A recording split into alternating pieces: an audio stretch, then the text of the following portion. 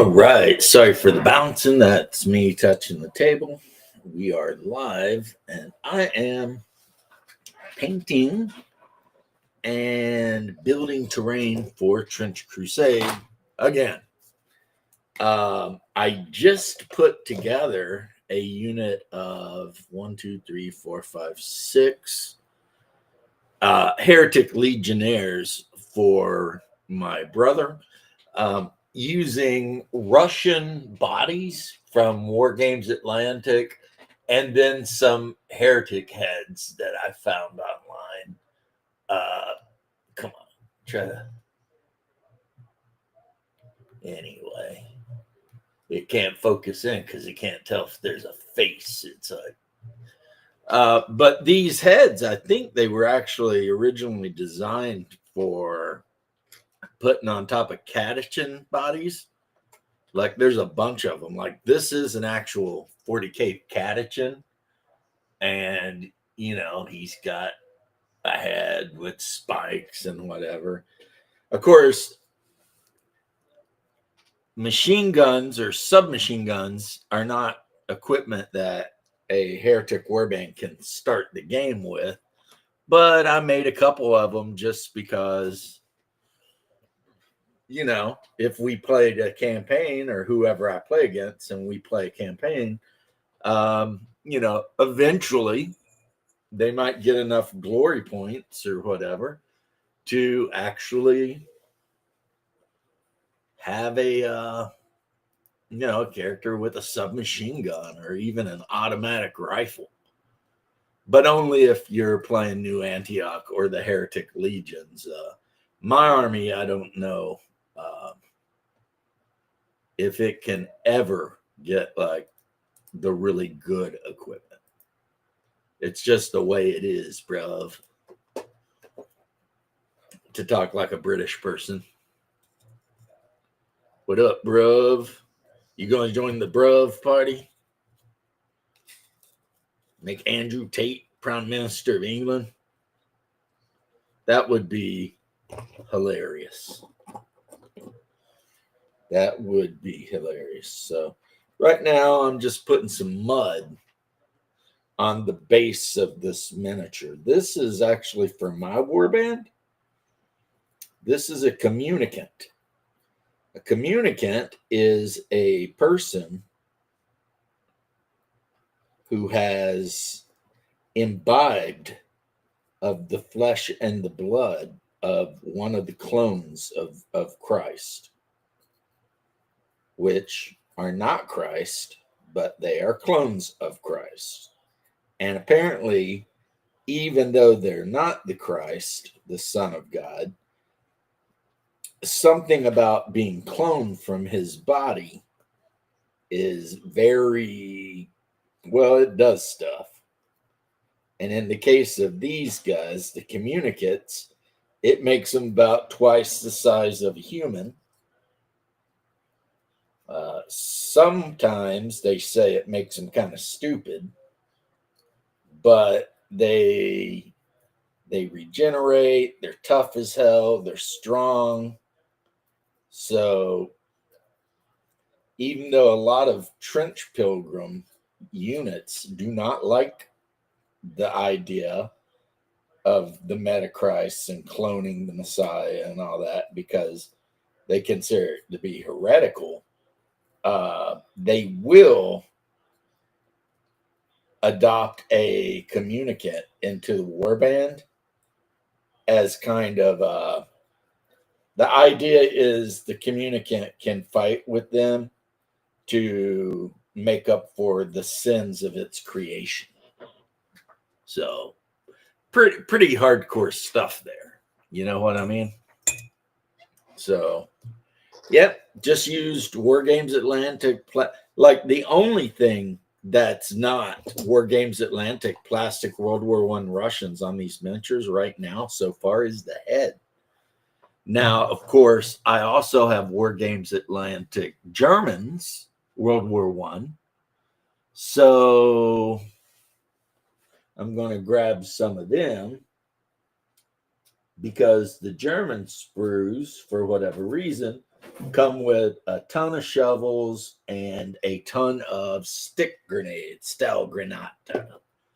And heretics get a special rule with shovels. A rule I wish every group got, but apparently no. I mean, I really think my trench pilgrims should be, running around with shovels too. But, and I sent feedback and I just said, hey, the shovel thing, shouldn't every mortal force be able to have shovels? I mean, this is, World War One, right? What's up, crafting gamer? I'm just sitting here crafting. What are you doing? Are you doing any crafting today? You got anything going on fun?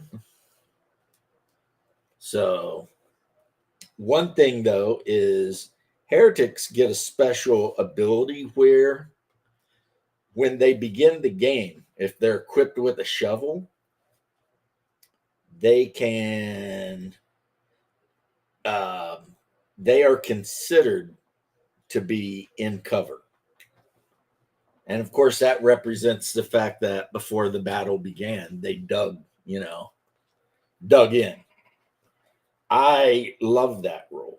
And I'm jealous because my army does not have that rule. But hey, little things like that, they make the armies, a little different. Now, once they move, they immediately lose the cover rule. But as long as they stay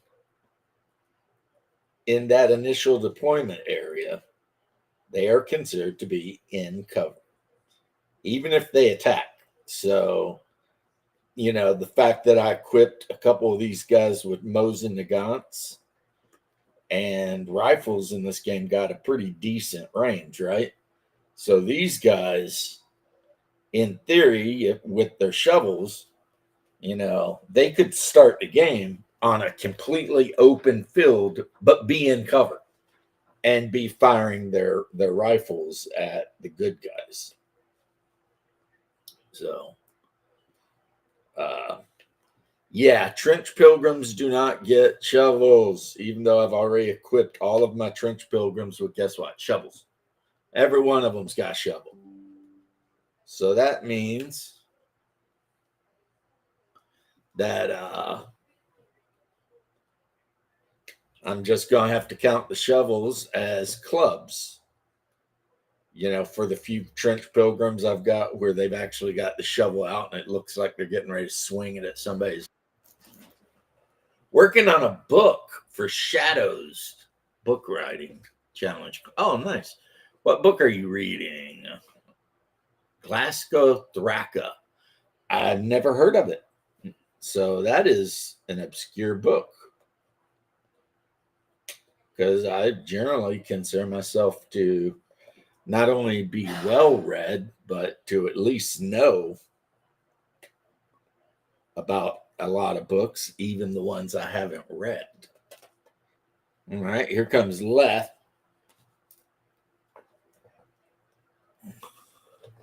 See what he's up to. See if we can keep him on the topic. Hello. Hey, what's up, Home Skillet? How you doing? Good. Good. How you Keep me been? on What you been up to? Mostly playing Koi 4. Mostly playing what? Hearts of Iron 4. Oh, okay. Oh, Yeah, I think Shadow said his son was really enjoying that game. yeah, it's interesting. A little bit more difficult than when I used to play. I am. But hey, at least they did something with Brazil and allowed you to take over all of South America, basically. Well, I mean, they probably could if they really wanted to. I Not would have sure had what pretty they much would want all. to. I would have had all of South America if it wasn't for Chile and them just like having a civil war. Well, And Chile Panama. is not an easy place to invade, and they do like to have their civil wars.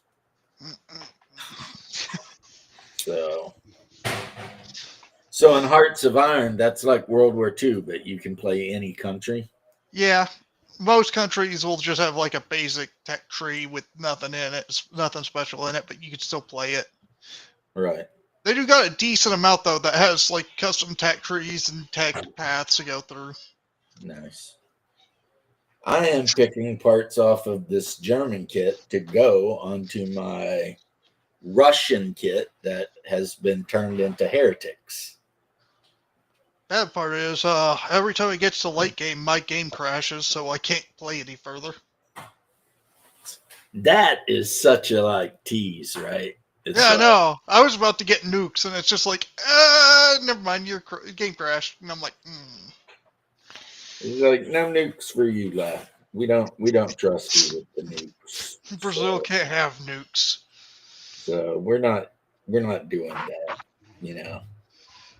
Instead of the Manhattan project, what would it be like? The Sao I won't Paulo even. project. Yeah, exactly. I was gonna say I'm feeling super ignorant over here because I don't even know like the capital or the name of any major city in Brazil. Fair. Mine wasn't called Brazil at the end though. I did get it to be called America do Sul. Hmm. Some Brazilian word I don't know much about. I also had Portugal in there too because I was able to puppet Portugal. Well, I mean, America is America, Yeah, and Del Sol is like the sun. it's not Del. It was like Do Sul Sul. Oh, then no, I don't know. Again, it might be because it's Portuguese and it's close to what El Sol would mean, but I have no clue. Well, me neither, man. So we are right there with each other on this one. We are right there. No idea. It's Like, Portuguese. Something in Portuguese. I have no clue. well, I mean, if my niece were here, I could ask her. She's been to Portugal numerous times, but she's supposed to be here like tomorrow or next day or something. And then I'll vanish from my online presence for a while because it'll Family. be it'll be all about the gaming. Yeah. Yeah, my niece is like majorly a board gamer. So, we'll be, who knows, Catan. My Catan. family's gotten into a weird card game. Oh, yeah? Yeah, I don't know much about it. It's like matching numbers. And it's like something about golf, I guess, because some of the pictures on there had golf in it. Maybe it's using cards to simulate a golf game. I have no clue. It's just like you have like two rows of cards and you're flipping them around and over trying to get like matching ones until somebody gets a full set of matching ones. And then you tally up a number and then it's like the one with I think the lowest wins. Hmm. I don't know. I mean, you know, burn slots. Trump just sold America to the Saudis for $600 billion. I doubt that burn slots. Yeah. Anytime I see the Twitch symbol next to anyone, I never take what they say too seriously because, I mean, come on. Twitch, you guys made Destiny famous. So, how am I supposed to take any of you serious? I mean, you take the biggest blue haired cuck in the world, you make him a multimillionaire. Not to mention, the only reason people use Twitch anymore is for Twitch thoughts. Yeah, you spend all your time watching Twitch thoughts take showers or sit in hot tubs, and then you want to talk politics. It's like you guys just aren't serious people, man. If you want to be a serious person about this shit, make a YouTube channel, put out some videos, have an opinion, and whatever. I mean, so So How does that work? Wait, how does that work if every site is almost majorly left in the first place? Like the only one that's not left anymore is Twitch, or the not Twitch, right bans people Twitter. on every other site. Like I said, Twitch. that is like freaking peak Twitch. Yeah, peak The Twitch right right there. bans people. You think Twitch bans people? Twitch bans people on the left. Bedrock. Yeah, Twitch don't ban anybody. Like every time they ban like some chick for like doing something she wasn't supposed to, they immediately unban her. It's like, get out of here. The ban is like for a day. Twitch is super left. Again, Twitch, the place you can go if you want to listen to millionaires like Destiny and Hassan Piker talk bad about capitalism. You were trying to say the far right bans everybody on sites, but every site's ran by lefties, raging lefties that ban the right. Used to. X is kind of still, I think, even. but it's less so bad now. Yeah, no, X is even. It's like 49 left, 51 right. But leftists can't handle that. Yeah. Because that's why they have Blue now, Sky. if you're a leftist and you go on X and you get into a debate what with somebody who's right wing, Twitch, what Blue sites Sky, are lefties? Facebook Blue was Butterfly or whatever, Blue Sky, Sky. Mastodon, Twitch, Facebook used to be, but maybe they're changing. Who knows? Twitch was terrible. I mean, X before Elon bought it was the worst. Yeah, Twitter was You're the talking worst. about a site that literally banned a sitting president. Yeah. Because they were told to by the Democratic government. The Dems told them to. So, heck, YouTube. No, it's not all right wing now. It just seems like it's right wing because right wing people are allowed to be on the actual platform. Yeah. Right? So used to where you could go and sit in your echo chamber and talk, orange man bad, all right wing people or Yahtzees, blah blah blah on Twitch or Twitter, and none of them could even do anything because if you said anything even remotely like pro Trump, you got banned. And now it's a fair place where people can go and talk. And let's get on a different topic. He's just going to keep that up. Again, Twitch guys. Yeah. It's like they're always the worst human beings, and never forget, these are the same people who think Destiny and Hassan Piker are smart, intelligent, you fascists really did a good job banning facts. You wouldn't know a fact if it snuck up behind you and bit you in the ass. It's not like we're banning your idea of what a fact is. Yeah, like I could ban you right now, but I haven't, even though I've let you know that I have zero respect for your opinion based on the fact that you're probably a bread tuber. You probably think that Bosch is a wonderful person, and you probably have a thing for underage children. If he's on Blue Sky, that's almost a guaranteed fact. Yeah. So, because that it seems to be what you guys do, which is what Destiny's in trouble with now is, sending porn clips to people who may or may not have been of, consenting age, allegedly, and also without permission to do so, which actually is a big felony. So, yep, this could end up bad. That's cool. I think you are a Nazi, boy. The Nazis started letting Jewish people in to the organization. I guess. I mean, fascism has been very tolerant and multicultural anymore. You don't even know who Destiny is. You're full of shit. We both know you know. Um, but anyway, yeah, I'm a Nazi. Get out of here. There was a time, I don't know, 8 years ago or so when somebody might have gave a He shit about wasn't any of you. that. I was, yeah. I was absolutely a practicing Jewish person. I kept the Sabbath. I lived the kosher lifestyle, the whole 9 yards. And then about 10 years ago, I converted to Russian Orthodoxy. Um, so now you know a lot about me. Plus, I like to play. So you are not a Jew.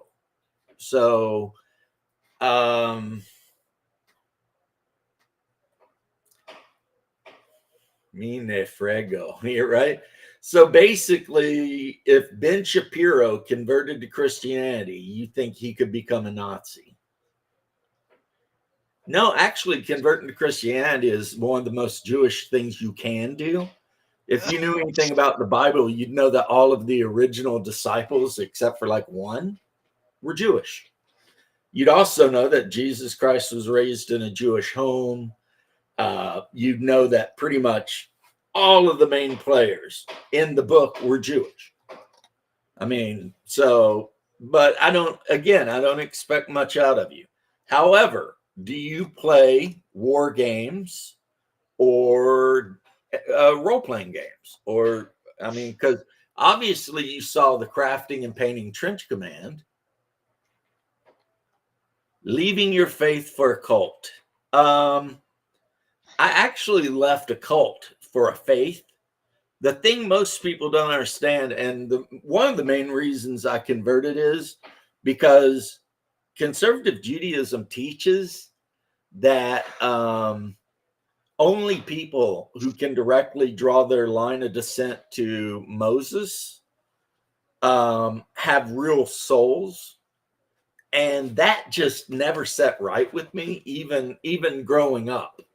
And my dad ended up converting because I kept saying, it's kind of weird because the Jewish religion is a very ethnocentric religion. Like you have to be of the blood. They're very, very like careful to keep track of who's related to who. And they absolutely believe that they are better than everyone else on earth. Well, I'm definitely not a national socialist guy. I hate socialism. I might be a nationalist though. So you could be half right. What this guy says sounds like a lot like a communist gobbledygook. Hey George. Hola, mi amigo. ¿Cómo estás? Yeah, he sounds like your typical bread tuber, frickin' Twitch, not Nazi, a communist. Except he doesn't understand that under like the Soviet regime, which my family escaped, um, like all the freaks and trans people and LGBT people and stuff like that would have either got sent to the gulag or put against a wall and shot. He doesn't understand what a tanky is, right? Mm-hmm. So these people, they can't be helped because they're literally too stupid to help. It's sad. That's why you get the term useful idiots. Right. It's sad because you would like to help people to not be completely, ignorant, but some people, you can't help. Even the Bible says that, Mm-hmm. some people you can't help. Ola Kala. Yeah, they called them the reprobate minds. Oh, yeah. Vic's always calling me a reprobate. Damn him. What would be like a good old fashioned curse, like damn your eyes or something? It's like, wait, what? What'd my eyes ever do to you? That seems like needlessly cruel, right? Nazis weren't socialists. It's just propaganda. Well, yeah, I keep believing that. But within the next couple of your posts, there better be something about Trench Crusade or some other game, or I'm going to have to block you. And that will make you the second person in history I've ever blocked. But the fact of the matter is, I'm just getting sick and tired of your boring, predictable, like far left bullshit. It's like, cry more noob. It's, or as I used to say in DOC, weep in greater quantities. Just can't take reality. Well, reality just snuck up and bit you in the ass. It's called Trump winning, like, the electoral college, the popular vote, freaking everything that he could win. And everything's getting better. And everything's getting better, nature's healing again. And you're just mad that you might have to get a job and actually earn money to pay your way instead of living off of other people. So, because that's what commies do. American commies or modern commies, they don't understand because they've never really studied it the way communism works, like in reality, that their pro femboy cat girl bullshit would just go put up against the wall and shot. But they don't understand that because they really don't understand the nature of, the Soviet Union and how tankies work, which, if you don't know, tankies are like the hardcore Stalinist communists. And we all know Stalin. Yeah. A lot of people around him just disappeared mysteriously. Yeah, like that one portrait that they had to keep going back and changing Yeah. the people who were in it because, like, all of them just no over longer. the course of time, they just kept vanishing. But so anyway, I've been making Hungar's heretic army. Going good, isn't it? Oh, well, it's going easy because the thing with this game is that it's so freaking easy to, like, you can either 3D print the miniatures if you want to spend money, or if you've got a stack of miniatures just hanging out around your house, I guarantee you could probably make an army for this game. You know what I mean? That's just the way it is. It's like, if you've got a couple of Chaos Knights and some mutants, it's like New Antioch, actually, not to be one. Well, I did actually, George. Antioch got nuked by a demonic weapon. No one knows what it was, but it completely destroyed most of Antioch. So the Christians had to rebuild it, and now it's called New Antioch.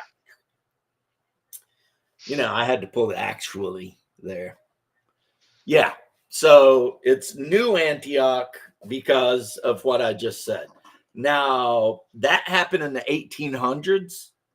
The forces of hell somehow unleashed a weapon that, like, basically like a nuke. It just completely wrecked the whole city and destroyed pretty much everything.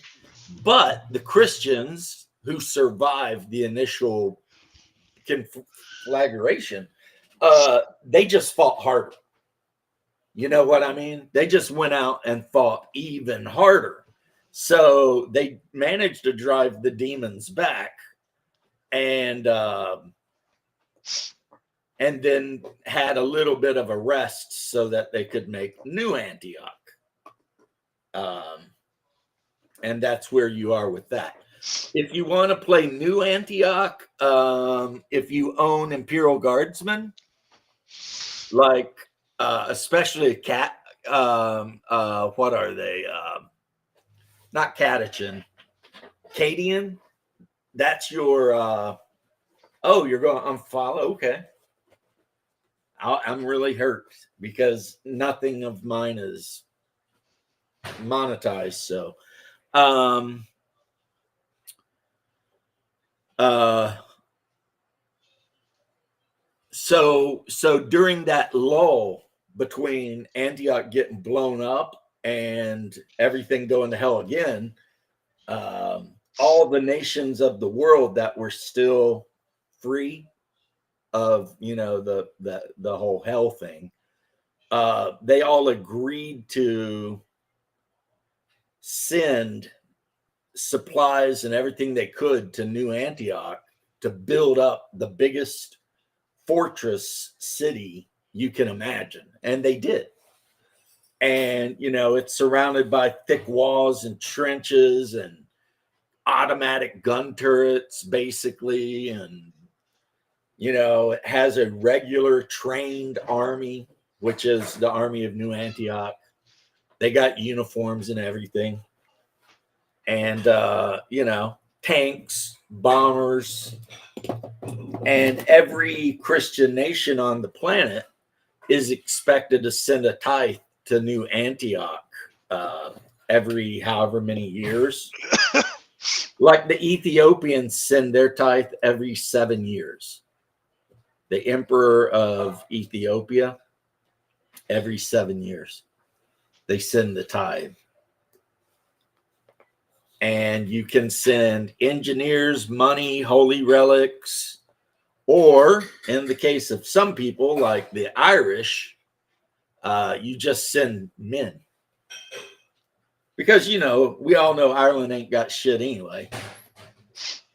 I mean, where are they going to send? Cabbages? Potatoes? Right. So the Irish are just like, you know what? Let's go ahead and send regiments of pissed off Irishmen. And that's what they do. So one of the sub-factions of New Antioch, if you want to build your army that way, are the Irish Rangers. And the church is kind of weirded out by them because even though they're Christian, they still have a lot of their old school Celtic beliefs. And some of them are berserkers for some reason. And why not? And you can also play as a sub-faction the Ethiopians or the Scottish. Or if you want to be a real prick, you can play what's called a Vatican interdiction team, which means you don't owe any fealty to New Antioch. Your soldiers answer only to the Pope. And that's if you want to play the Swiss Guard, but in Trench Crusade. Hell, the Swiss Guard. Yeah. Like Those are Seven pretty. Times Song. Yeah. It was 14 something. Thy will be done. Yes. So if you want to paint up a bunch of fancy dudes and give them halberds and submachine guns, you can absolutely play the Swiss Guard. The modern pike and shot. Who do not answer to the Duke Constantine of New Antioch. They are there at the behest of the Pope. Actually, that's the funny thing. Sweden was the last to use the pike and shot style. Well, I mean, in this game, certain units do use like pike. I'm just saying, historically, the Caroleans were literally the last pike and shot group. Right. And mainly because they also use pistols. Yeah. Bolt action rifles, sometimes submachine guns. It really depends because different armies have access to different levels of technology. Like the army I chose for myself has access to the lowest level of technology in the game. Like literally, you can field muskets with your guys. or just give them a club. And that's what they got. That's what they get. They got a club. But they're, super freaking dedicated. They're I'll they're just they're fearless. They like a lot of the hosts of hell create fear. These I just guys are completely immune to it. They're like, yeah, I see your fear and I ignore it. So I kind of dug it. Plus, they're just average, everyday, normal people who, according to the lore, an angel told them, hey, join a warband and go fight the forces of hell. And they said, okay. And that's what they did. I just And want a bunch of Irish berserkers with claymores. Just do that. That'd be well, if fine. you want claymores, you need the Scottish. They're Scottish, yeah. Yeah, they're in the game too. The forces of Albia are do they call it Albia? I think they do call it Albia. So yeah, you can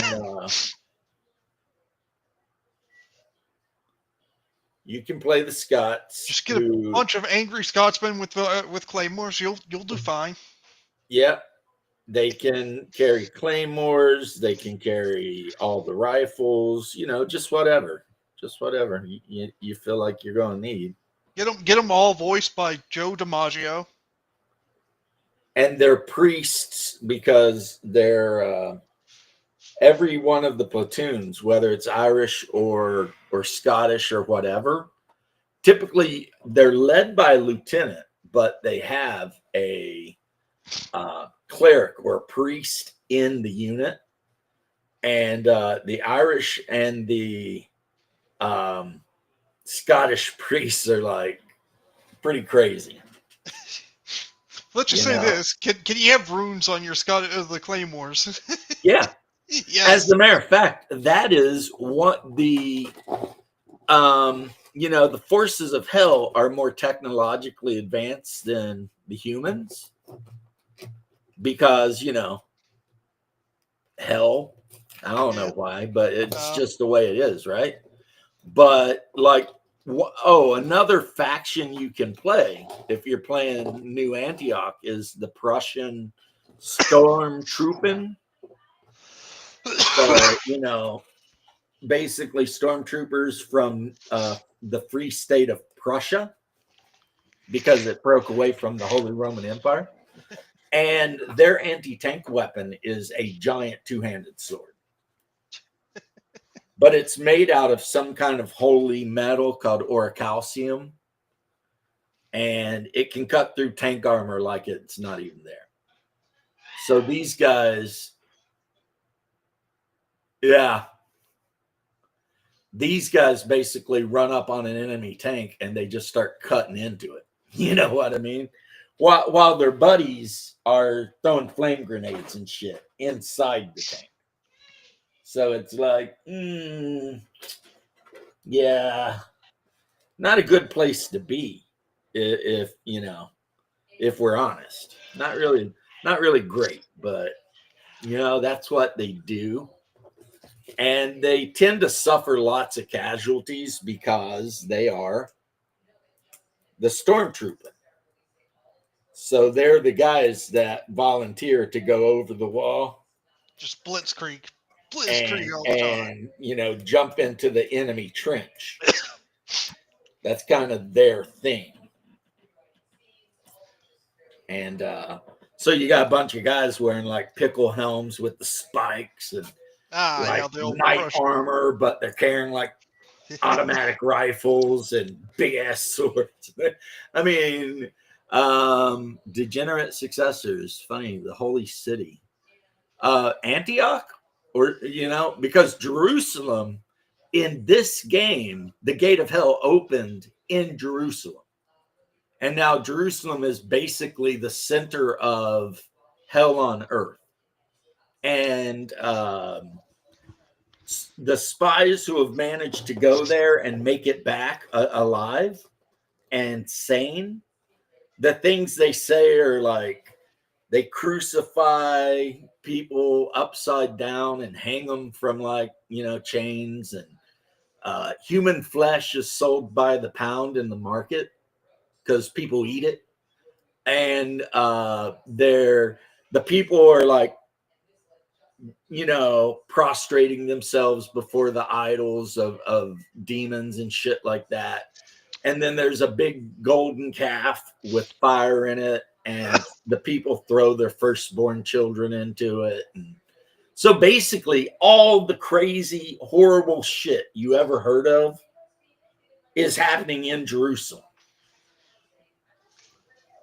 And Antioch is just the city that the good guys managed to hold on to after the gate opened. They were forced out of Jerusalem and ended up having to try to hold the line at Antioch. And luckily they did.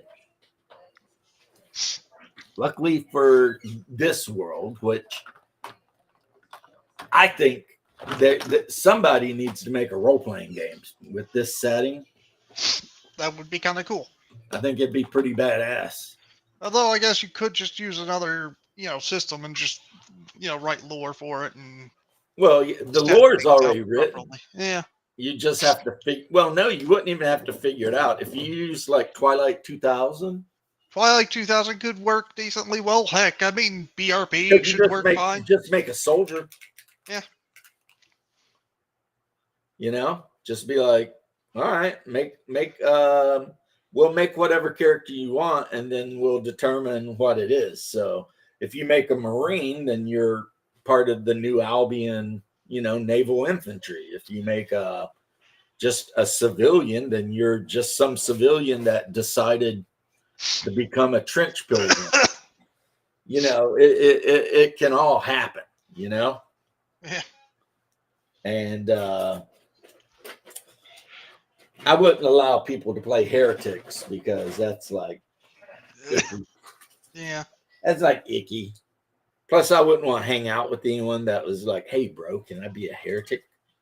I'd be like, I don't know if I want to hang out with this guy anymore because, the heretics are.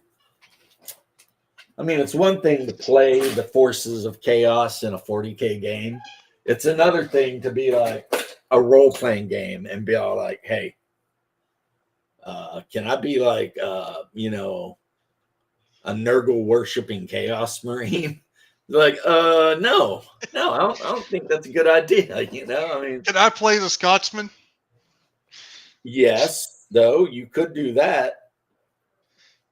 Just be like, I want to play a Scottish guy, and I would say using the Twilight 2000 rules, you just make up a soldier, but you put your specialization into melee and start the game with like a claymore and a bolt action rifle. Since that's typically what they carry. Generally an Enfield 303. And then there you go. You could run around and fight the forces of hell, which heretics are humans that serve hell. But see, your average humans that are controlled by hell are treated very badly, like up to and including sometimes butchered for meat, etc. Right? But if a human volunteers to join the legions of hell, then they have to go through a test. And those few that make it through the test to become legionnaires, they are actually pretty well treated within the forces of hell, including the fact that if they're brave and courageous enough, they can earn promotion to be in a demon. Of course, that would mean they can never enter the earth again because demons are not allowed on the earth. You know what I mean? Only their mortal followers can, enter this plane. But I mean, you know, there you go. You would be like,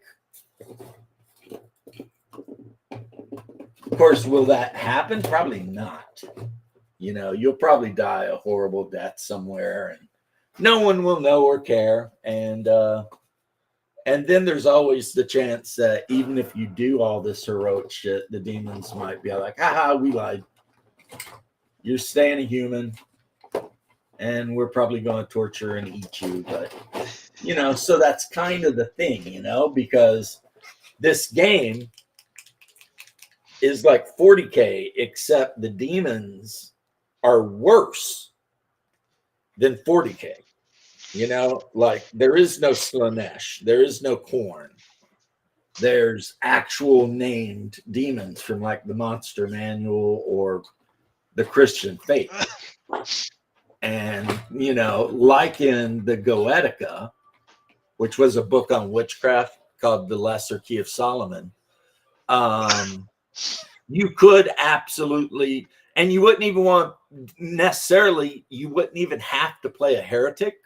You could play trench pilgrims that are just convinced the Arian heresy is actually correct. But then when you run into other trench pilgrims, like my guys here with their Cossack sabers and their Orthodox crosses on their shoulder shields, you're probably going to have problems.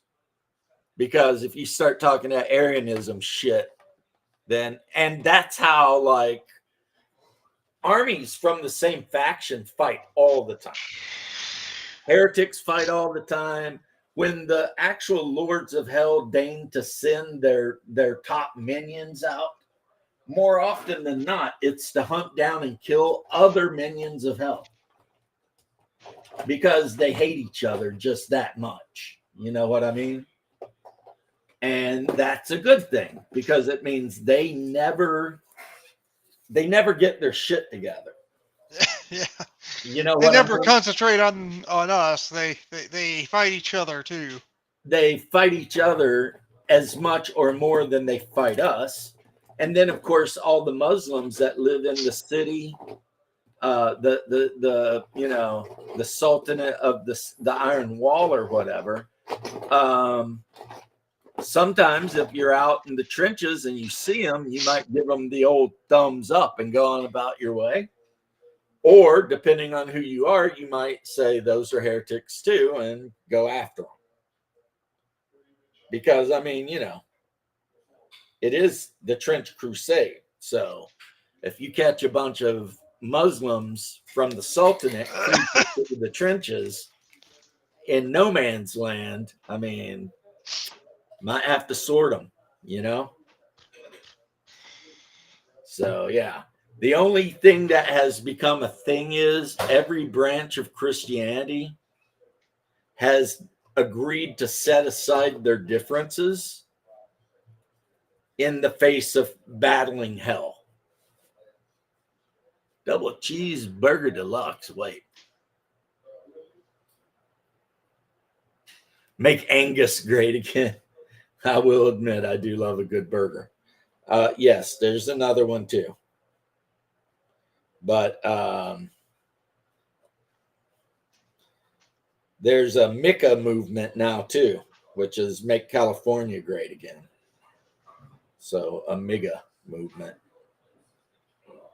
MIGA for my, anyway. While my miniatures are drying, I am putting a shiny coat on my Victorian Greyjoy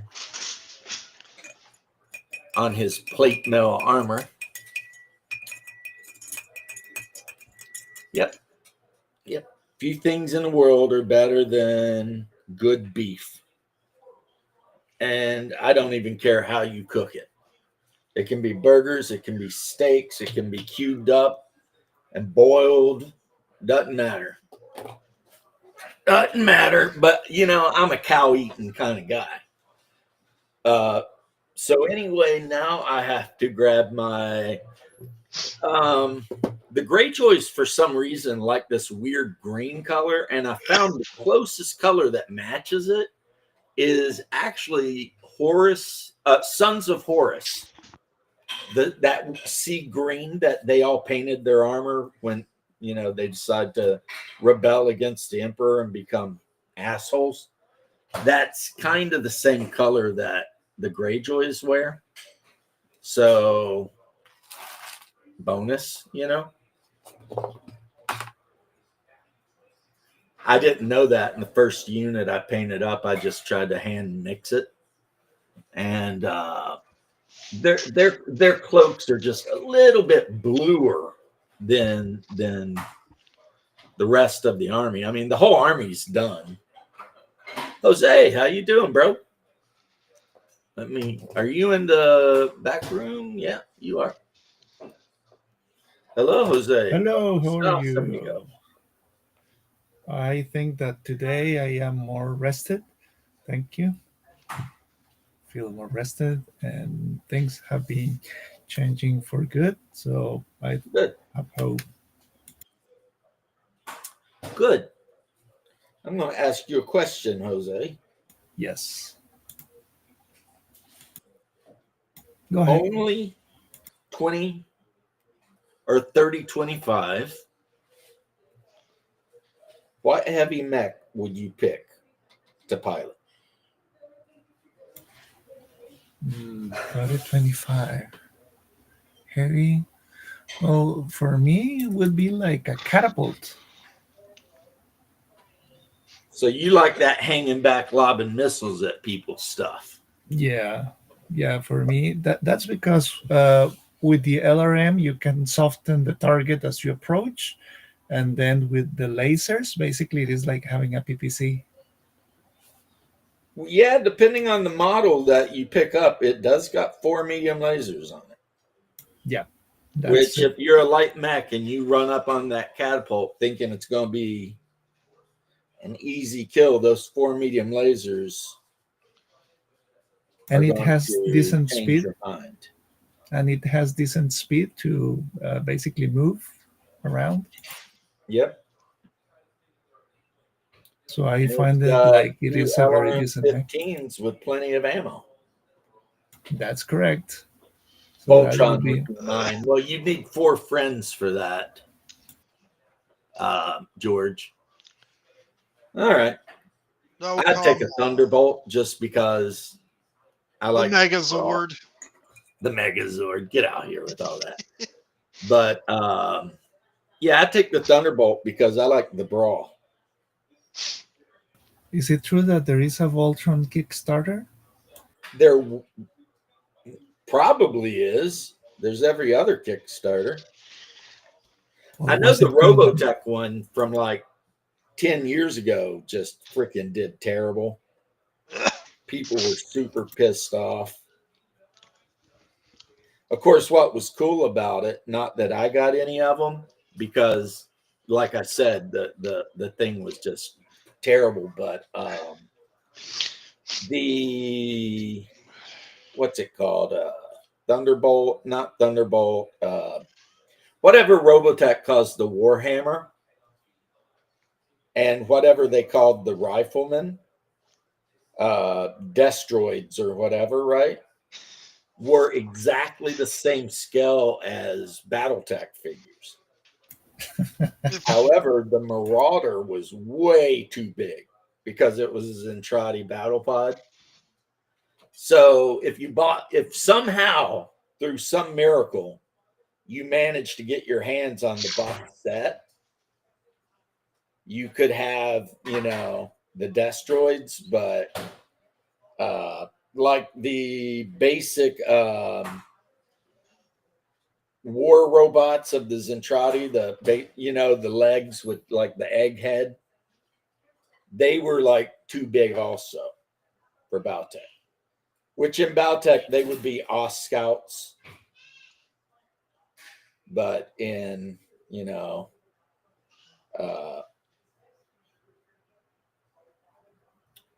Robotech they were whatever Indeed, they were. in the new packs, you can see some Oz Scouts, an Ostsoul or something like that.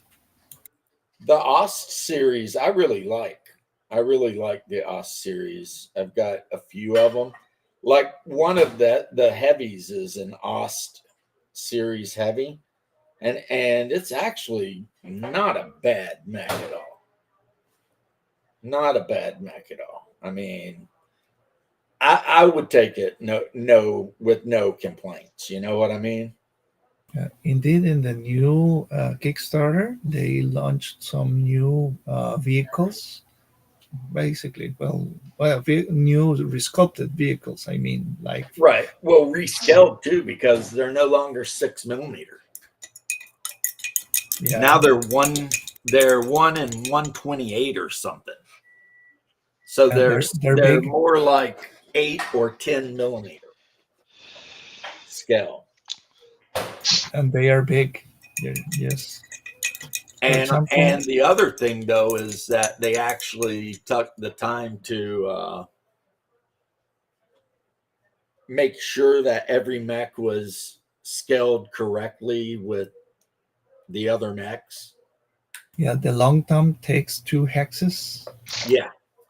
Yeah, that always did. But no, the issue was that like the old metal um the old metal urban mech was as big as a lot of medium mechs and even some heavies. Because the people who were doing the freaking mechs, I mean, they just didn't worry about scale. You know what I mean? It was like, whatever. Yeah, the tiny R2D2 from BattleTech, the trash Right. can. Now the urban mech is scaled correctly, so it's small. Yeah, and if you put it next to a Atlas, you see how small it actually is. You know, it's like, damn. Yeah, and when I ordered the Kickstarter, I ordered a plush of an urban mech. She was not able to enjoy it. Sorry, but here is the plush. I ordered the Urban Mech Company.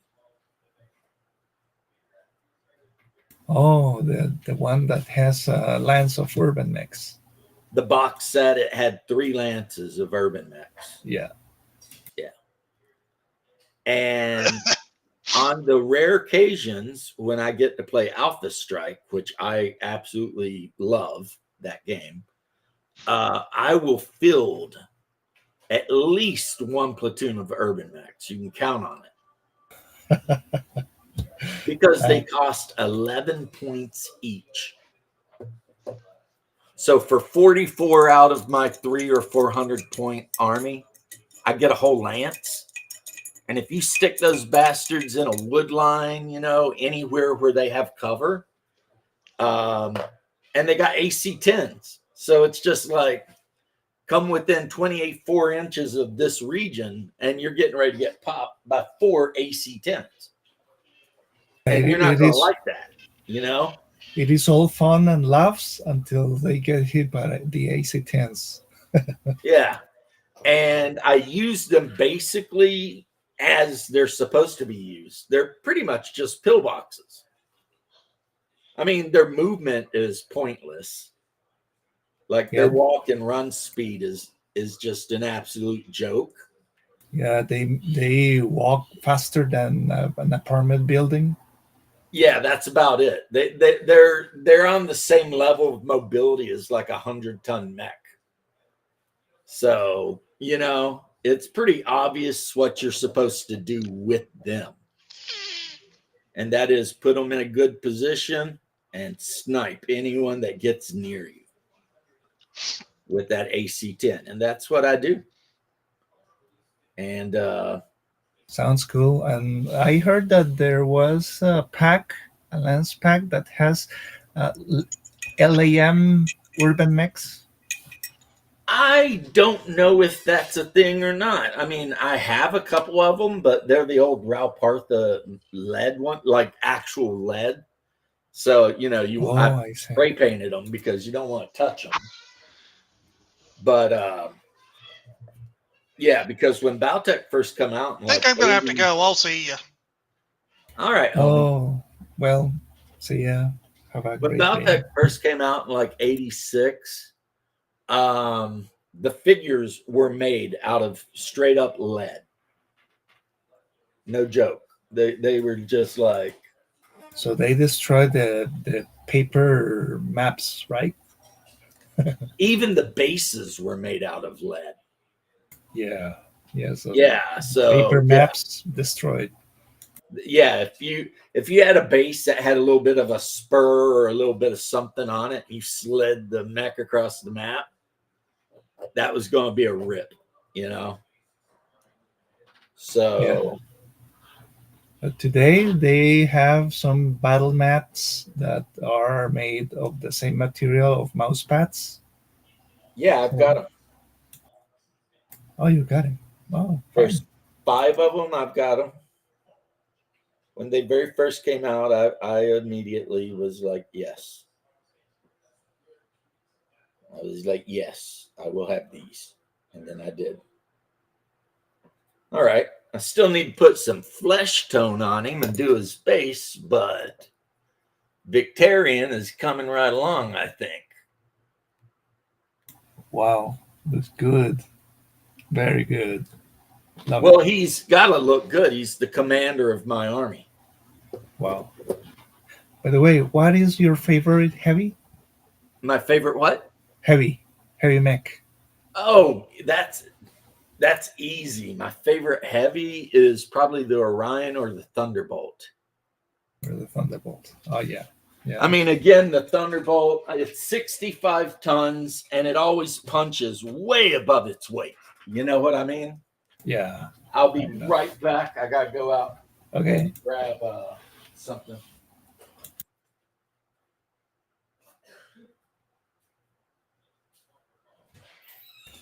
Well, for those who are not familiar with BattleTech, basically you can imagine medieval great houses fighting for power. And instead of knights, you have some pilots riding giant robots. So basically, that's BattleTech. Did you already eat? Okay, good, good. I over salted the chicken a little bit or over seasoned it with adobo.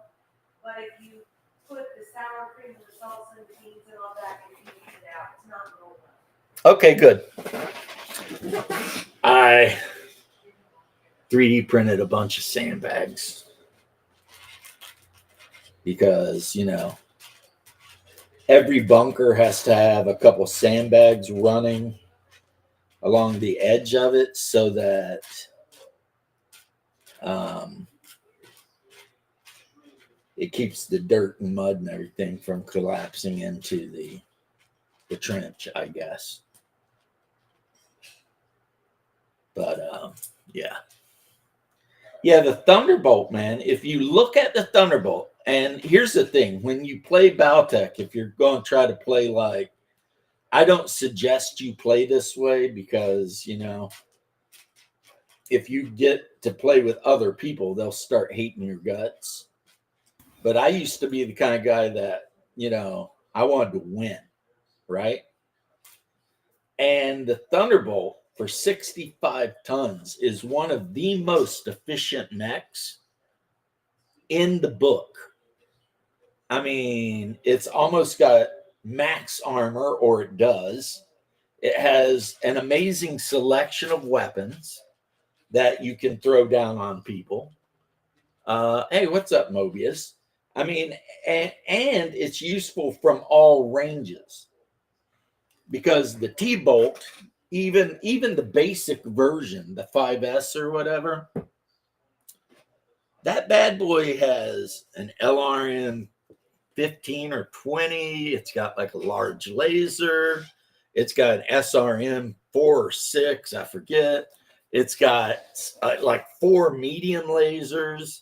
It's just like, Yeah, many weapons. Yes. yeah, whoever decided to make that one, they were like, yeah, we're just gonna go buck wild here. Let's just do it. And they did. And that's the thing with the T-Bolt.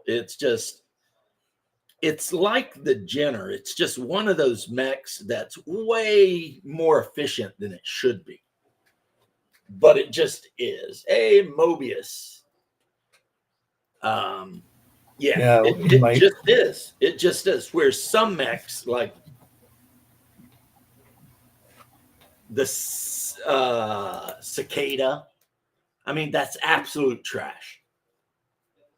yeah, the Sentinel also is trash. It is better as a doorstop than a Right. I mean, anybody hits it and it's going to fold Sentinel. up, you know? But then the Jenner, if you play your cards right, no one is ever going to hit.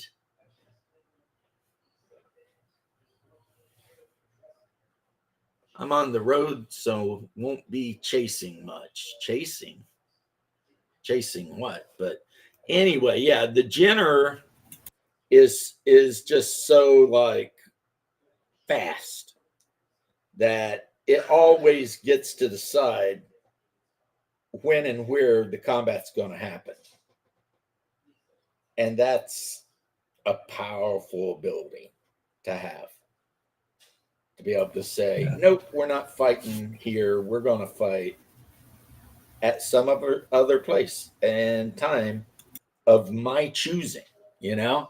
I mean, that's like Sun Tzu level shit. Whoever gets to pick the battlefield, you know, automatically has the huge advantage, right?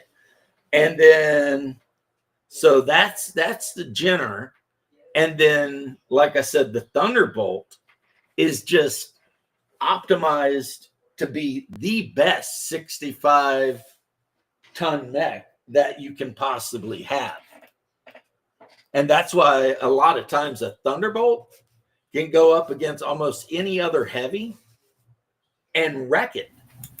And people will be like, wait, what? In my first game against my wife, Mm-hmm. I picked Thunderbolt against two light mechs, and well, it looks like it is not the mech; it is the dice gods. They were against me, so basically, I was this close, one hex next to a commando, and the Yeah. commando only needed like the smallest small laser shot anywhere in the torso or arms in order to blow up. Okay, and what happened? Well, I fired everything with a thunderbolt, and everything failed. And I said, "What is that pilot drunk?" And then the commando fired. There was attack impact, and it went through and hit the ammo bin. And basically, the thunderbolt became a Christmas tree. And my wife was excited about that, laughing. Well, I mean, I'm glad She that won. she had a good time. Yeah, she had a good time. And Well, you're right. I mean, sometimes dice are going to dice. Yeah. Sorry to hear that, Nerdy Ogre. We will miss you. But I hope you have a lot of fun in your travels, whatever it is you'll be doing. And even if it's not something fun, try to have a little fun, you know? Go out and explore, look around, see what you can see.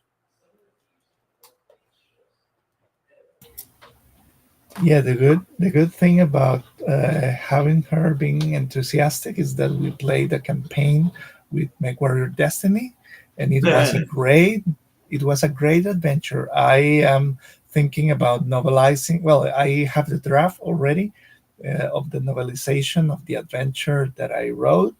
I just do not know where to make it available in PDF when it's ready, but I already have the draft. It still needs some style correction, but I am sure that it is a story that you will like, just like she liked it. Yeah, I mean, you can post it on Lulu. There's a lot of places that you can actually post, Oh yeah, I uh, remember. you know, things you've written or Mega, games you've made or whatever. Mega. Yeah, I have an account on Mega. I can post it there, but YouTube and Reddit do not like Mega links.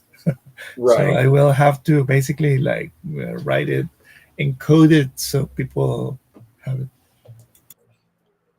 But let's see there. Well, I mean, Mobius, not trying to be away, but you do live in Canada.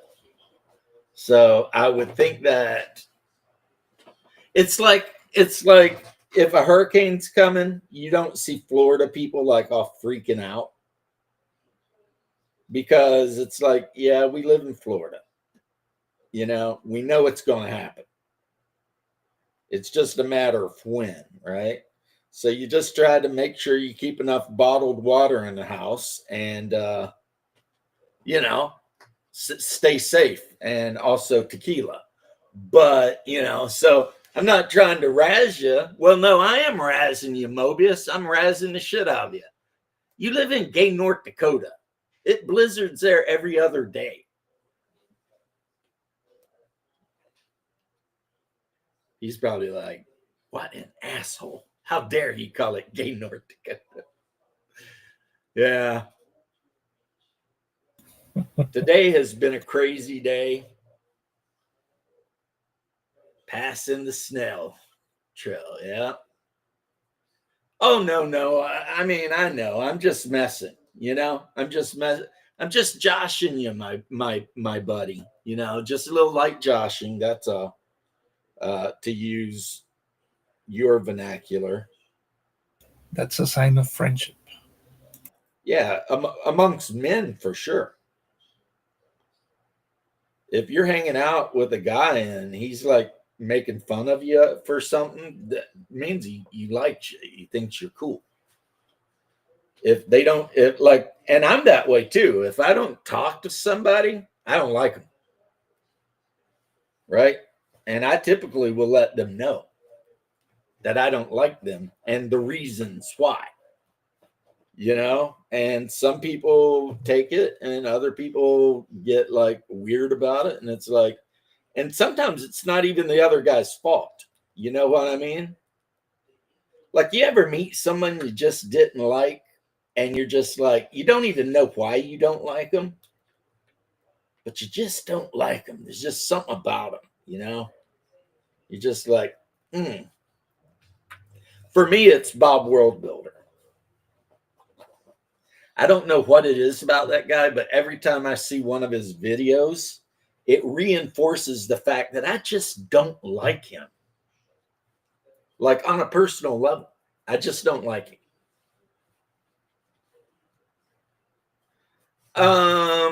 I think joshing is probably British and the Canadians brought it over. Could be Irish and the Canadians brought it over because, a lot of those Canucks is Irish and Scottish. Well, basically, you're everything that America is, as far as all the different groups that live there. So, never mind. Well, I know when I was up in Michigan, the way they said they were going to get into a fight is they said they're going to get into a wally. You know what I mean? So they'd be like, yeah, we're going down to so-and-so and we're going to get into a wally with those kids. You know what I mean? A wally. And I'd be like, a wally?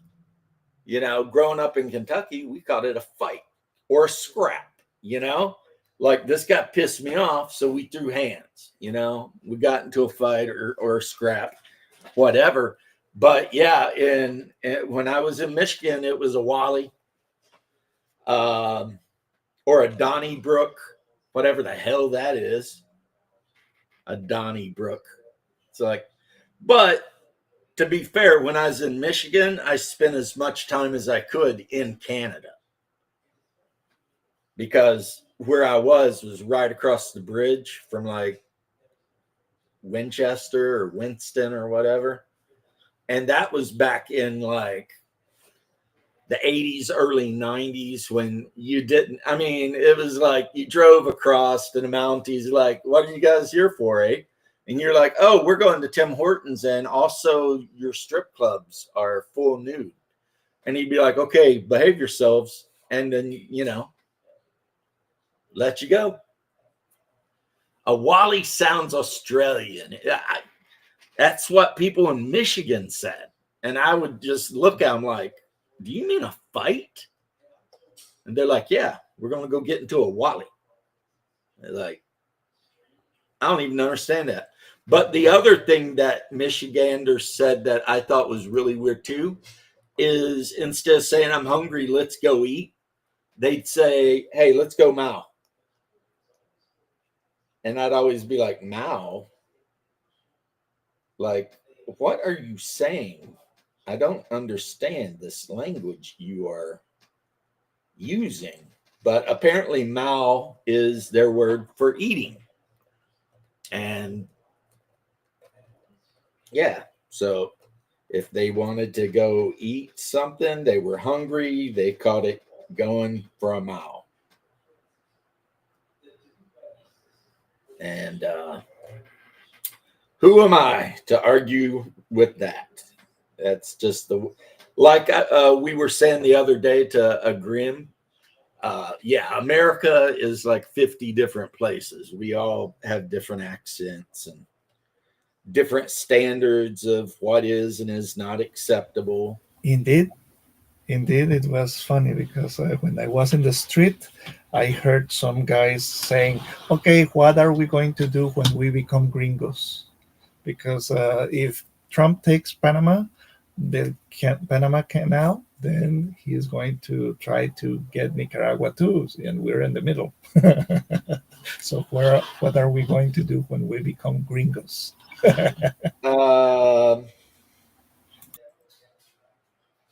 I'm hoping you will like it. Yeah, so basically it was an interesting I doubt that's thought gonna that I happen thought, what? because I don't think Trump is trying to become like the emperor of America, but if it did, there's worse things that could happen than being part of the U.S. For one thing, you could come here without any sort of passports or anything. You already speak English, so you're set. I mean, you're gold, man. You know what I mean? You can Thank roll you. in, get a job, hang out, buy an apartment in Miami Beach, whatever it is you want to do. Of course, that would go in reverse too. It would mean that Americans would be able to just kind of pop up at, in Costa Rica, and you just have to be like, well, they're citizens. So, but yeah, and the other one, Donnybrook. I'm not sure where Donnybrook comes from, but that's another one that you sometimes hear up in Michigan. Well, the Midwest states that like border Canada, you'll sometimes hear, "Hey, we're getting ready to go down to the pub and catch these guys because they did some stuff, and we're going to have a real Donnybrook." So,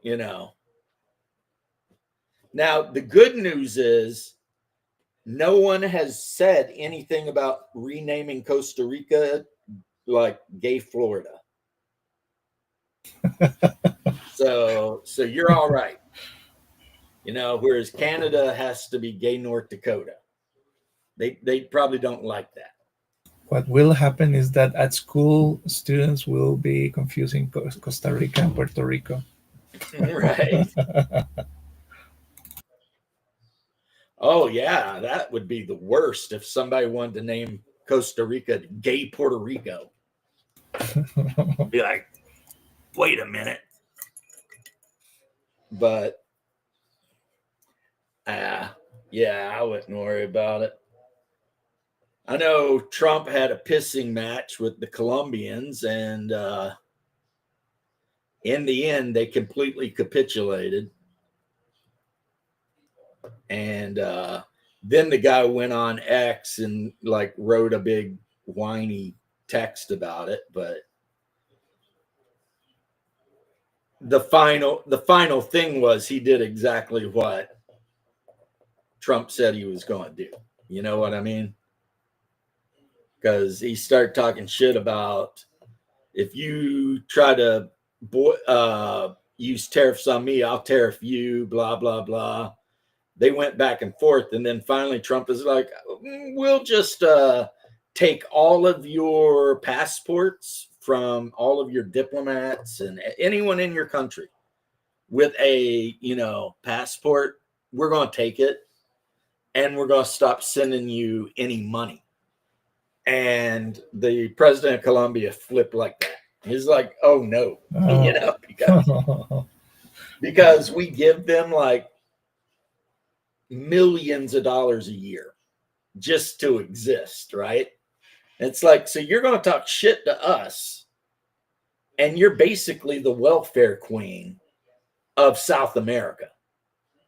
And yeah, he was so like whatever. He offered to send his own presidential jet from Colombia to pick his people up. Because, and he's like, you can't drop them off here in your military jets. And he wrote all this bullshit about, I don't like your oil. And it's like, you import 40% of your oil from us, but we import oil from you. So it's like, you do like our oil because you pay lots of money for it. And we like your petrochem stuff too, because we pay tons of money for it. So, it's like, but it turns out like the amount of money we get from them is laughable compared to the amount of money that they get from us. What do you call the Air Force in Colombia? I know they were literally scavenging their own airplanes to try and keep other airplanes flying. And so Colombia's entire army is smaller than Texas's National Guard. So basically it was pure bravado. Yeah, he was just trying to, I don't know, virtue signal or something. Didn't work because Trump just made him look like a bitch. And was like, oh no, you're going to do what I say. Or, we're going to F you up. And the guy eventually decided that he didn't want to be effed up. The effed up situation was like, nah, let's not do that. Because, not saying it's a good thing. It's not necessarily a bad thing, but the reality is, like, we could destroy their economy without blinking, And they know it. And it's like, I mean, you don't want to be a dick, but I mean, think about this. The guy sent all of his worst people to America and then don't want them back when we try to send them back. And it's like, but these are your people. they're your citizens. Yeah. And you're telling me I got to keep them? Nah, that's not the way this shit's going down. You know what I mean? I mean, never was it ever going to go down like that. But he wanted to be, like you said, a brave man and talk some shit. Like he said, I went to Washington and I saw Black and Hispanic people fighting each other. And I thought how sad they should be on the same team. It's like, against who? Who should they be on the team against? Asians? I mean, what are you saying? That the Blacks and Hispanics should gang up on white people? Because, us white people are not a big fan of this idea of being ganged up on. And, if that were to happen, we would react very, very decisively, And since we possess the vast majority of firearms and everything. You know, these people like on Twitter, these minority like black guys are always talking about race wars and shit like that.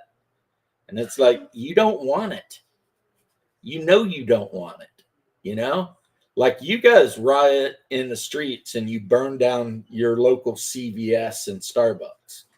When we get mad enough, we have civil wars where 500,000 people die.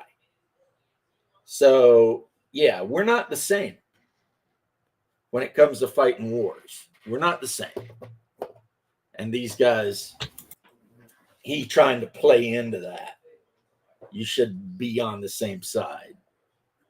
Like, plus, I guess he got caught going out on a date with a trans person. He swears up and down he's not gay, but when people called him out for going out on a date with a dude that was a trans woman, he accused everybody of being transphobic. Like, but then he said, "But I'm not gay." It's like, politics is a theatrical thing. Really. Like, I think though that you are. Like, if you're out on a date with somebody with a ding-a-ling, I mean, it doesn't matter how nice the fake boobs are. Yeah, if they got the sausage, then I think that you're gay. And, you know, whatever. But, I mean, I think it's a sin, obviously, but it's not my place to, you know, try and stop him or something. I mean, if he wants to be gay, he can be as gay as he wants. That's his business, as long as everybody's consenting. But for him to get so offended by it. Indeed, Mobius.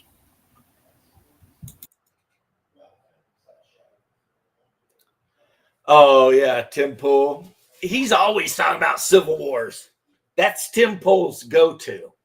It's like, today in so-and-so, somebody said this, and then Tim Pool goes off on, I think it's going to lead to a civil war. He's been doing that shit for like 10 years. You know, it's getting to where it's like, Tim, stop. There's not going to be another civil war. Most people in America are smart enough to realize how devastating it would be. And, you know, they know that they don't want any part of it, especially if we're talking like nothing, you know, like it's one thing to go to war over slavery and all this other stuff. But some of the shit he talks about, it's like the Waffle House raised the price of their slam breakfast by $1.50. This could lead to a civil war. It's like, what? But I mean, hey, you know, you do you, Tim. You've made yourself a multimillionaire off of warning people that a civil war is on the way. So yeah, it is like there will be volcano eruptions during the end of the world, and there will be earthquakes. There are earthquakes every day. Right. These people, yeah. You know, and it's like, while being highly Christian, I would say, one of the things I've never really got down with is I've never really got like super crazy the way some people do over Revelation. And the reason is because so much of Revelation is allegory and, you know, like symbolic and all this sort of stuff. Because, I mean, does anybody literally think Christ is going to come back and his tongue is literally going to be a sword? That's insane. But it's always amazing to me when I run into people that it seems like that's the only book they ever read. And they're always these guys, oh, we're in the end times. We're in the end. And it's like, dude,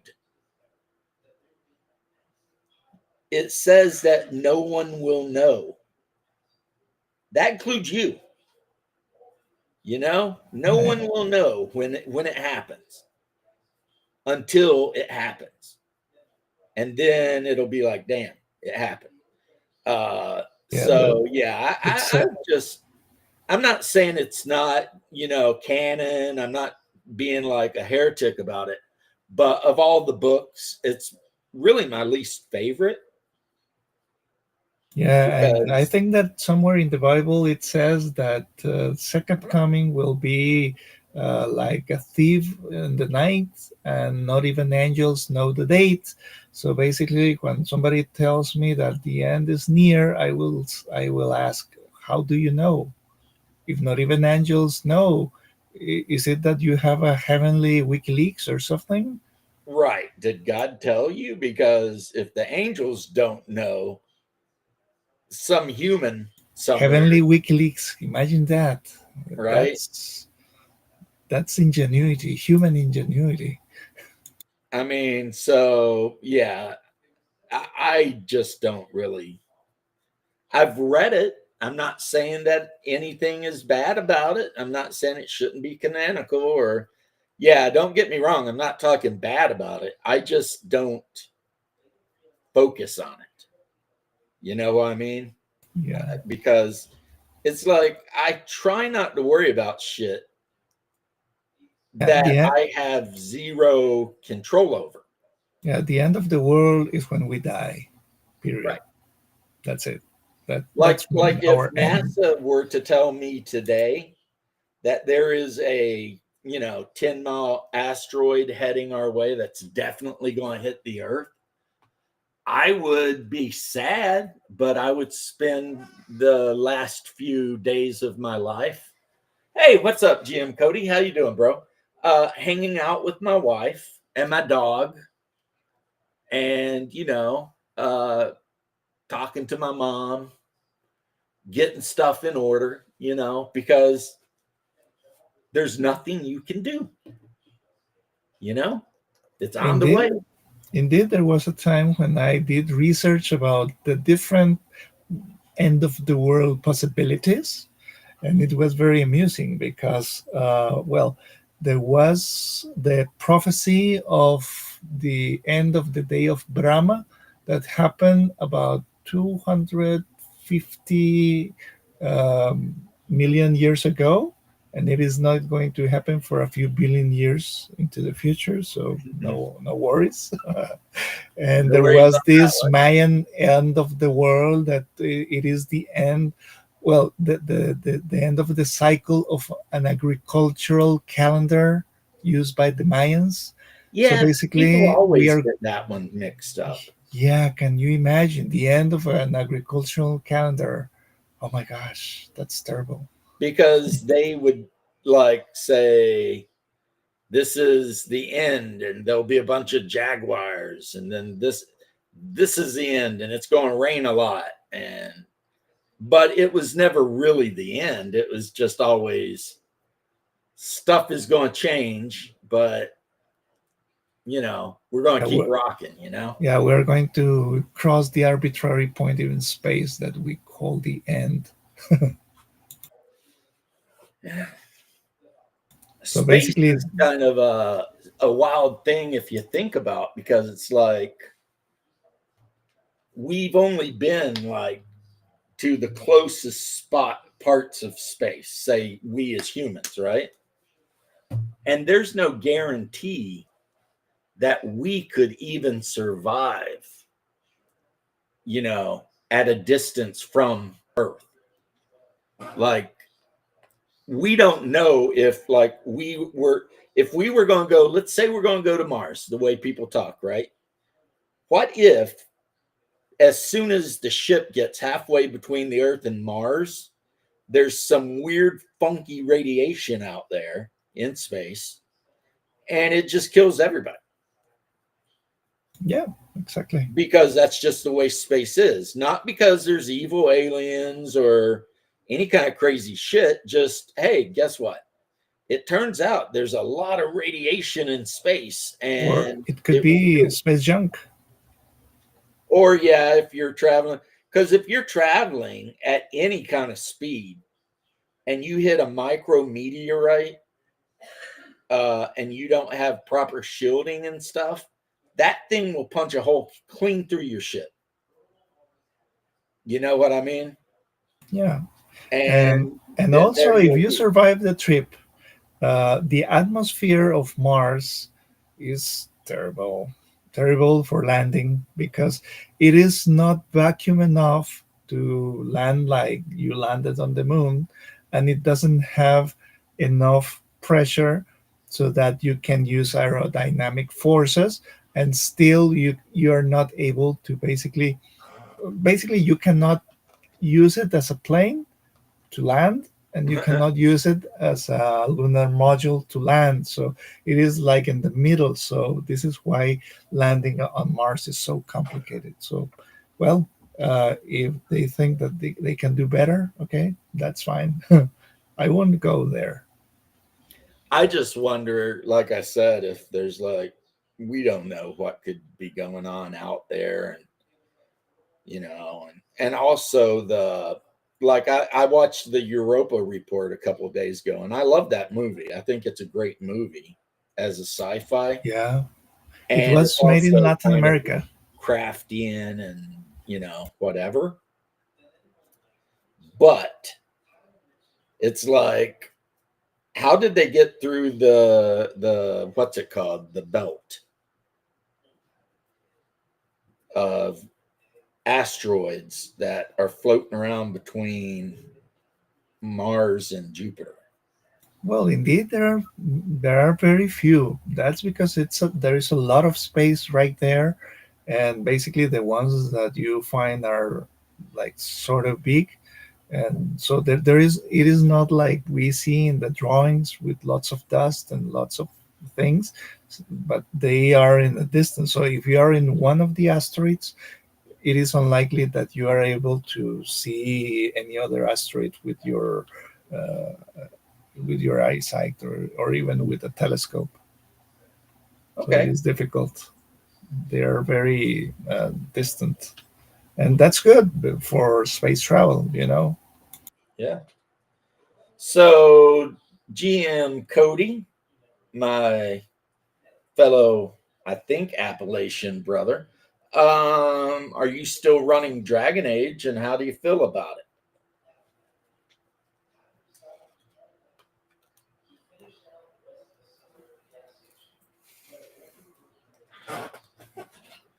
See what's up with that. Um, yeah, I sent them a copy of the game because I had like 3. Dragon Age, the movie, or Dragon Age, the game? Or Dragon Bane, the game, not Dragon Dragon Age, Age. Dragon Bane, Dragon Age. Dragon the Bane. one by Okay. the Scandinavians, Free League, and it's basically, supposedly they based it on the first most popular um, Swedish role playing game of all time, and and you could order it in English or Swedish language versions. So, of course, I got the English language version because I don't speak Swedish, even though I'm 7%. And it's like, it's a really, really good game, is the thing. If you read it, it's like, this is a really good game. And I believe they have like rules for solo play and just all kinds of stuff. But I was thinking about running it. I really was. But my players were not interested. They just were not. They're like, no. And I was like, okay. And so we ended up playing like Warhammer Fantasy Roleplay. Why they weren't into the game, I don't know. They're weird. I'll just say that. Like, we've been playing the One Ring, but we've had to miss so many days due to the holidays and everything and people getting sick and whatever, that now they're all like, let's not even finish that adventure. Let's just play Talos. And I'm like, well, I mean, I'll do that, but you were right across the way from the trolls, and I would have thought you would at least like to finish the adventure. But if that is wrong of me, then that's wrong of me, and we'll play Talos. And then I asked everybody what kind of character they wanted to play from a very limited list, and then made characters.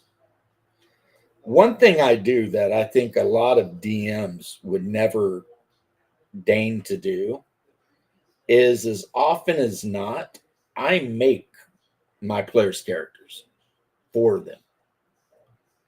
Like, I'll ask them what they want to play, but I'm the one that actually makes the character. I have a question for DMs. You know, even if I am fan of Star Wars, I have never played an RPG of Star Wars. How are those RPGs? Do you know? I do. It is my personal opinion, and there are people who will disagree vociferously with me, but it is my opinion that the Far Future, or not Far Future, the Fantasy Flight version is absolute trash. You know what I mean? I hate it. I hate the weird dice. Now, the books are beautiful. Like, every book they put out for that edition is beautiful. But I just absolutely despise those dice, right? And then you have Star Wars D6, which you can download everything for free online. That game is damn near perfection. Really, it's super simple. What game? It's easy to learn. It's a lot of fun, but it's set during the time of you can, get books that are set during different eras. But pretty much the thing is, there are no Jedis. So if you've got somebody in your group that's really, really wanting to play a Jedi, well, they're going to be SOL unless, you use a source book that allows it. And, me personally, I think that's awesome because screw the Jedi. But a lot of people, that's their whole love of Star Wars, is they love the whole Jedi thing and whatever, right? But it's really set up for playing like bounty hunters, smugglers, even rebels that are fighting against the Imperium. But yeah, it's not, I mean, you can play a character that's a force sensitive, but who's going to teach you? I mean, Yoda ain't going to teach you, and neither's Luke. So, you're basically screwed unless your DM's like really evil and he says that you go to some planet and you find like a Sith holocron, in a temple, and you decide to listen to the Sith ghost in it, and now all of a sudden you're, So basically, having those basic games like Age of Rebellion and those are not recommendable, right? I would not recommend them, even though I will say the books are beautiful. They're absolutely beautiful. Okay. Yeah. But my main problem with them is, like I said, the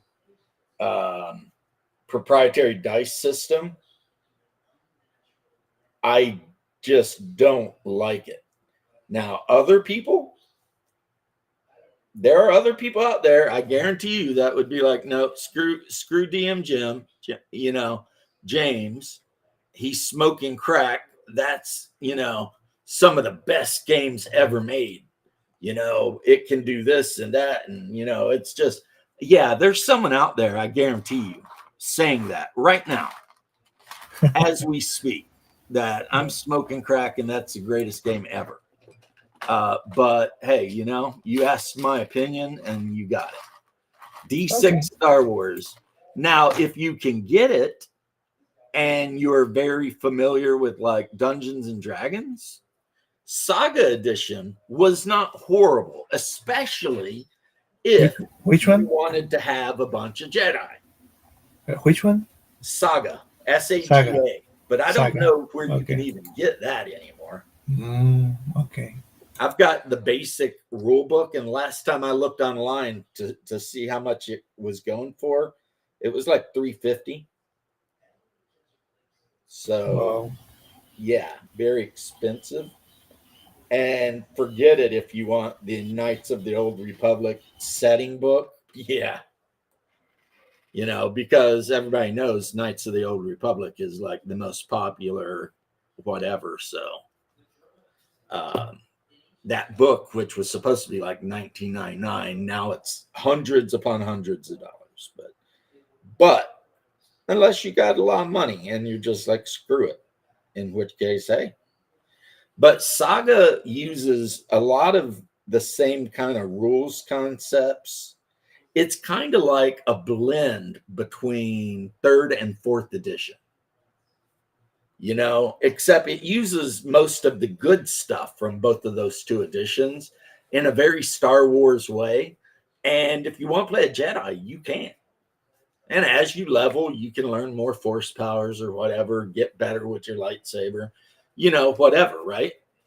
But you're not super powered. You can play a Jedi with all of your force powers. That does not mean a guy who decided to play a bounty hunter can't smoke your ass if you F around. You know what I mean? Because he can. So, you might, that's a thing. And they did that very well. They made it where you can have a group of players who are all like different things, and yet they can all feel like they're part of the team, instead of the Jedi just running amok and doing everything and everyone else just kind of hanging out. Catch you later, Mobius. Yeah, it's getting close for me too. Not quite there, but it's getting there. So yeah. Now, I don't know if it's still available. I would never try to lead you astray, but there was a time that you could pick up the West End Games D6 Star Wars books, like the main starter books, for like $40 on Amazon, because Far Future Enterprise decided to run a deal, and they were just like, we're going to re-release this, and it came in a slip cover and all that. I bought it. It was nice. But like I said, you don't need it. It's one of those things that might be kind of nice to have, but you can download every single book that West End Games ever did for free online, because somebody decided that's what they wanted to do. It's like Star Frontiers. If you go to the Frontiersman webpage, which is devoted to Star Frontiers, you can pretty much download everything. Got to hit those senior specials. Oh, Mobius, yeah. It's it's getting close to that time. He's got to get to the Denny's before all of the freaking senior menu deals are over. Me, I'm going to be lucky, because when I log off here in a little bit, my wife made chicken fajitas. So I'm going to be very happy because I do love myself some Tex-Mex. There was a time when I tried to download and play Star Frontiers, but at the time I never played any RPG, so basically it was very difficult for me. Then I played MechWarrior Destiny, and that was a good introduction to RPG systems. So basically I feel more comfortable. Well, I am trying to play DCC right now, Mhm. and I'm basically, this is like a ladder to climb, to Mhm. reach to more difficult systems like Star Frontiers or probably D&D or something. Well, yeah, it depends on the version of D&D you get. Like if you get the Moldvay Basic or the Metzer Basic, it's super easy. It's super easy. Link, please. To the West End game stuff, all you gotta do is type in West End game Star Wars and it'll pop up. And I mean, it's just everything they ever did downloadable in PDF. Um, and then for Star Frontiers, it's the Frontiers Men. And well, you're a little late. We're getting ready to end in like 1 minute. So you're gonna have to be a little bit closer. I'm just finishing up, like I said. Well, I finished up two things. Finished building at least. I just built this Trench Crusade Trench Pilgrim woman with a flamethrower. Because the Trench Pilgrims, especially from Russia, some of them revere Saint Olga. And Saint Olga was known for, oh, it's a green. Saint Olga was known for burning to death all of her enemies.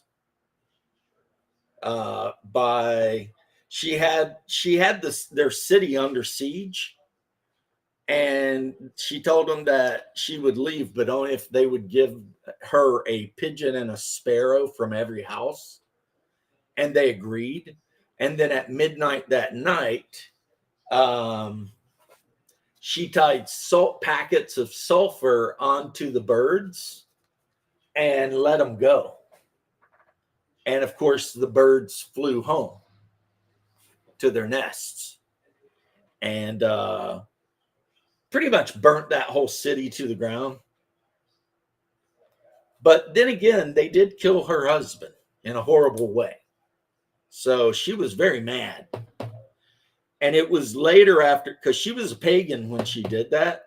Later, she met Emperor Constantine and converted to Christianity. And then she went back to the Rus and she tried to convert them, but the vast majority of them were like, nah.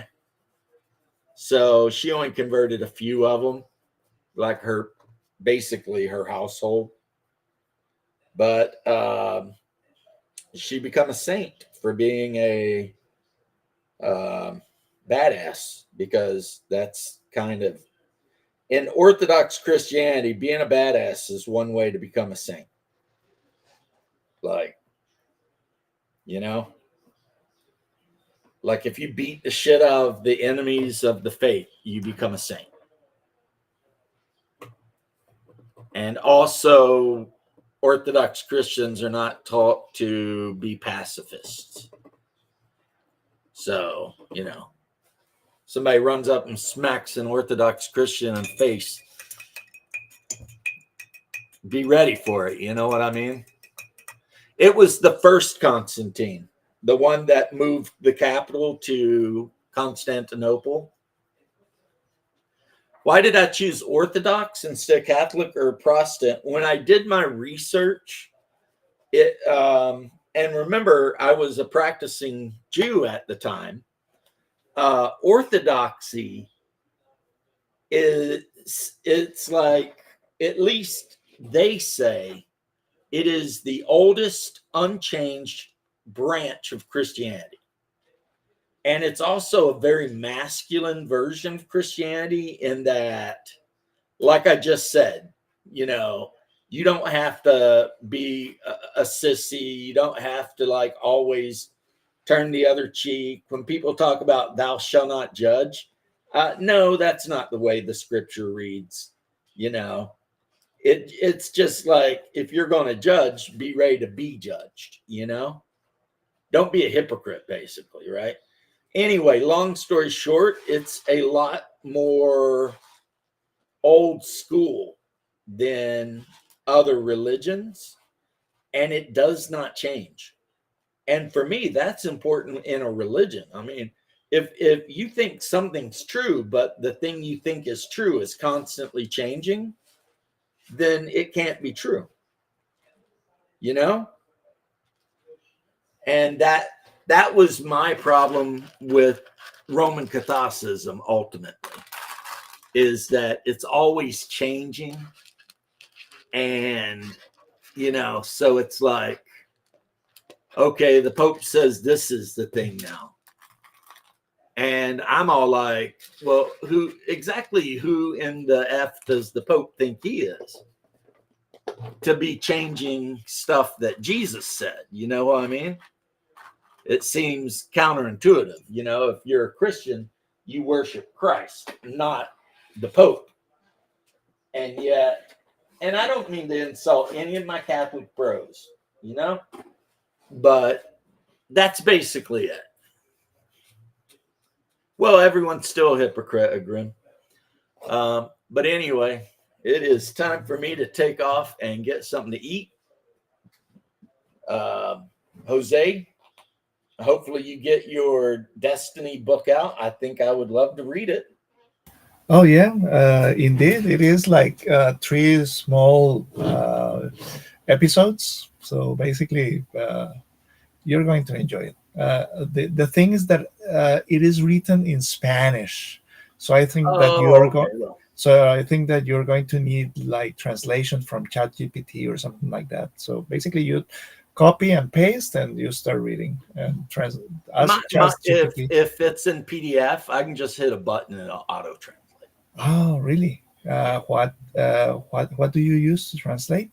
It's in my office. In your office.